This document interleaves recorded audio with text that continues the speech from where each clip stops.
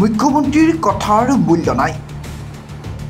আমি দিল্লীত অহাৰ পিছত অসমত ভূমিকম্প হৈছে। তপন গগৈ নিমাতী কন্যা। নতুন দিল্লীত অসম জাতীয় পৰিষদৰ এটা সজাতিতল উপস্থিত হৈছিল ৰাহুল গান্ধীৰ সৈতে আলোচনাত মিলিত হ'বলৈ। অসমৰ শেহতীয়া পৰিৱেশ পৰিস্থিতিৰ সন্দৰ্ভত আলোচনা কৰিবলৈ নতুন দিল্লীত এজেপিৰ দলটো উপস্থিত হোৱাৰ পিছৰে পৰা যেন চিন্তিত হৈ পৰিছে ৰাজ্যিক বিজেপি দল।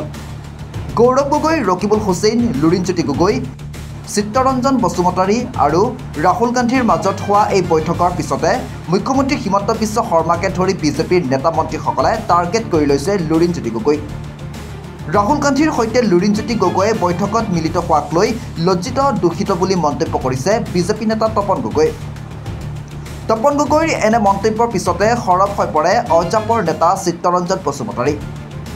তপন গগৈ টিকট পাবলৈ তৈলমৰ্দন কৰা ব্যক্তি বুলি উল্লেখ কৰি বসুমতাৰীয়ে কয়, তপন গগৈ মন্ত্ৰী হৈ থাকোঁতে কি কৰিলে আমি সকলোৱে দেখিছোঁ। কেৱল নিজে বিধায়ক মন্ত্ৰী হ'ম বুলি আছুৰ অধিৱেশন 12 বছৰ নপতাকে থকা ব্যক্তিজন কোন? এইটো তপন কুমাৰ গগৈ ডাঙৰীয়া। আৰু তেওঁ আজি বিজেপিত আছে বেলেগ কথা, তেওঁ নিজৰ টিকেটটোৰ কাৰণে, নিজৰ ক্ষমতাৰ কাৰণে, নিজৰ বিধায়ক হোৱা সপোন, মন্ত্ৰী হোৱাৰ সপোনৰ কাৰণে কেতিয়াবাই কংগ্ৰেছো কৰিবলগীয়া আছে। কেতিয়াবা কংগ্ৰেছৰ ওচৰত, কেতিয়াবা বিজেপিৰ ওচৰত, কেতিয়াবা এজিপিৰ ওচৰত দৌৰাদৌৰি কৰি থকা মানুহ। তো আমিতো জানো তেখেতৰ বিষয়ে। গতিকে তেওঁ 2 বছৰ মন্ত্ৰী হৈ থাকোঁতে কি কৰিছে আমি দেখিলোঁ নহয়। 2 বছৰ মন্ত্ৰী হৈ থাকোঁতে APDCLত কিমান কি কেলেংকাৰী আজি গাপ মাৰি আছে, এই কথাটো আমি নজনাকৈ থকা নাই।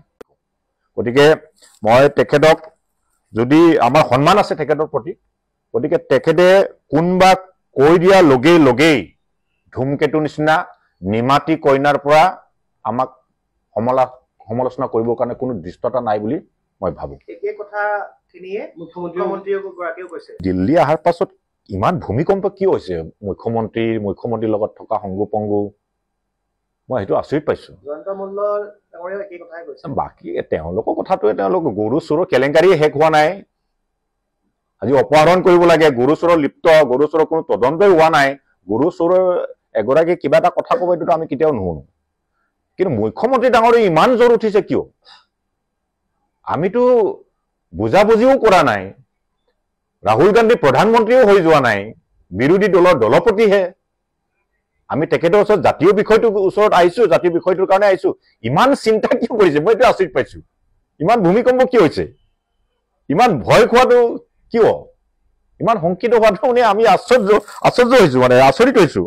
আচলতে কি ক'ম, মানে ছাত্ৰ সন্থাৰ মজিয়াত থকাৰ পাছত কোন কি দলত যায় এইটো নিজৰ এটা ব্যক্তিগত অধিকাৰ। এতিয়া ছাত্ৰ সন্থাক টানি আনিছে, আমি ছাত্ৰ সন্থাক টানি অনাটো আমি উচিত বুলি ভবা নাই। তপন গগৈ ডাঙৰীয়াই বুজি পাব লাগিছে, যিহেতু ছাত্ৰ সন্থা তেওঁ নিজকে সততাৰে কৰিছে বুলি ভাবে, তেতিয়াহ'লে ছাত্ৰ সন্থাক মজিয়াত কিয় টানি আনিছে? হিমন্ত বিশ্ব শৰ্মা ডাঙৰীয়া বাইদেউ বহিষ্কৃত, তেওঁ যি টি ক'ব, তেওঁ আজি কিবা এটা ক'ব, কালি কিবা এটা, এইটো তেওঁৰ মূল্য নাই। কিন্তু তপন কুমাৰ গগৈৰ দৰে ব্যক্তিয়ে ছাত্ৰ সন্থাৰ সাধাৰণ সম্পাদক হৈ যোৱা ব্যক্তিয়ে ছাত্ৰ সন্থাক টানি আনি মাজত সোমাই দিছে, এইটো আটাইতকৈ দুৰ্ভাগ্যজনক, আটাইতকৈ আমি মানে লাজ পাইছোঁ যে এগৰাকী সাধাৰণ সম্পাদক কাৰ্যনিৰ্বাহ কৰি যোৱা ব্যক্তিজন, এগৰাকী সাধাৰণ সম্পাদকে ৰাজনৈতিক যাত্ৰাত তেওঁ ইমান হিংসা, ইমান চিন্তিত, ইমান ভয়, ইমান বেয়াত কিয় পাইছে? ইফালে লুৰিণজ্যোতি গগৈয়ে নিজৰ স্বাৰ্থ পূৰণ কৰিবলৈহে কংগ্ৰেছৰ কাষ চাপিছে বুলি উল্লেখ কৰি মন্ত্ৰী পীযুষ হাজৰিকাই কয় যে কংগ্ৰেছৰ কোলাত উঠি বিধায়ক হোৱাৰ সপোন লুৰিণজ্যোতিৰ। নিৰ্বাচনত আমাক পৰাস্ত কৰিবলৈ তিনি গগৈ ভগৱান নহয়। আমাৰ আহ্বানক নেওচিব নোৱাৰি মানুহ কেনেকৈ আছে। আজি হিমন্ত বিশ্ব শৰ্মা ডাঙৰীয়া কোকৰাঝাৰলৈ কি কৈছে, দেখা পাব বৰষুণত কিমান মানুহ হৈছে। গতিকে ই প্ৰমাণ কৰে কোনো ধৰণৰ ব্যক্তি বিশেষেতো আমাক হৰুৱাব নোৱাৰে। আৰু আপোনালোকে কিয় কেইগৰাকীমান ব্যক্তি বিশেষৰ কথা কৈ থাকে মই বুজি নাপাওঁ। তেওঁলোকতো ভগৱান নহয়, ব্যক্তি বিশেষে আমাক কেনেকৈ হৰুৱাব? কেতিয়াবা চৰকাৰ আহিব যাব বেলেগ কথা, কিন্তু কেইগৰাকীমান ব্যক্তিয়ে কেনেকৈ চৰকাৰ বদলাব? সেইটো হৈছে এটা, মইতো কওঁ এইটোতো সামন্তবাদী চিন্তা। এই সামন্তবাদী চিন্তাটো নাইকিয়া কৰিবলৈ মই তেখেতলোকক যিকেইজনে নিজে কৈ থাকে তিনি গগৈ সেইটো নক'বলৈ মই অনুৰোধ কৰিছোঁ। বিজেপিৰ বাবে এতিয়া যেন কংগ্ৰেছৰ কাষচপা প্ৰতিগৰাকী ব্যক্তি কেৱল নিজৰ স্বাৰ্থ পূৰণ কৰিবহে বিচাৰে। এটা কথা সঁচা যে প্ৰতিটো বিৰোধী দল যদি মিত্ৰজোঁটত আহি বিজেপি বিৰোধী শক্তি হিচাপে থিয় দিয়ে তেন্তে আগন্তুক বিধানসভা নিৰ্বাচনত তাৰ প্ৰভাৱ বাৰুকৈ পৰিব। আৰু এই বিষয়ে ভালদৰে বুজি পায় হিমন্ত বিশ্ব শৰ্মা বাহিনীয়ে।